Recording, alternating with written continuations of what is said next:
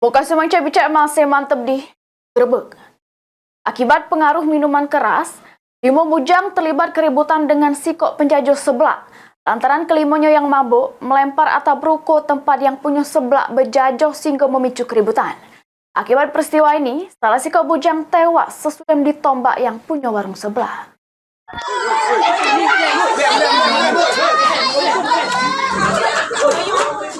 Pecah inilah aksi keributan yang terjadi pas yang punya sebelah bernama Sodi terlibat keributan dengan 5 bujang yang terjadi di desa Sidorejo, Kota Pagaralam pada minggu lewat. Salah sikok bujang bernama Riko mengalami luka berat di bagian paha sesudah ditombak oleh yang punya warung sebelah sehingga akhirnya harus tewas juru perjalanan menuju rumah sakit akibat kehilangan banyak darah. Peristiwa berdarah ini dipicu oleh korban yang meninggal dunia Riko bersama 4 kawannya yang lagi minum minuman keras di buri ruko tempat warung sebelah. Pas mabuk itulah kelima bujang melempari batu ke pucuk ruko tempat korban berjajo. Singgo langsung ditegur oleh yang punya warung, bukannya meredah, para bujang ini malah terlibat cekcok mulut. Singgo yang punya warung jadi korban pengeroyokan. Tidak terima dikeroyok, yang punya warung langsung ngambil tombak yang membuat salah sikok pelaku terluka di bagian paha sampai meninggal dunia. Tidak lama itu, yang punya warung langsung menyerahkan diri ke polisi.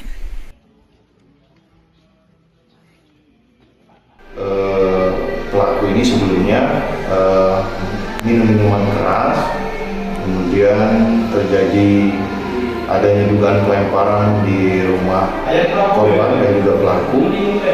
Kemudian si pelaku ini mendatangi rumah yang berada di belakang, kemudian terjadi cekcok sehingga korban ini mengalami kejadian pengeroyokan. Kemudian dipisah oleh warga karena merasa terancam. Korban ini pulang ke rumah, kemudian mengambil tombak dan senjata tajam, kemudian meloncat dari lantai 2 ruko, kemudian kembali menemui dan mengejar pelaku pengeroyokan. Kemudian melihat salah satu pelaku yang bernama Riko, kemudian mengejar pelaku tersebut, kemudian pelaku tersebut jatuh, kemudian pelaku tersebut ditombak oleh pelaku Sodi.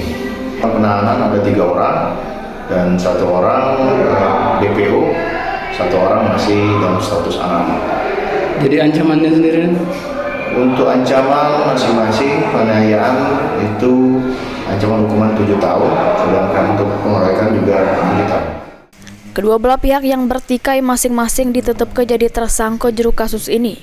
Yang punya warung sebelah bernama Sodi dijadikan tersangka juru kasus pembunuhan terhadap korban bernama Riko. Sedangkan korban bersama 4 kawannya juga ditetapkan jadi tersangka. Tim Liputan PAL TV.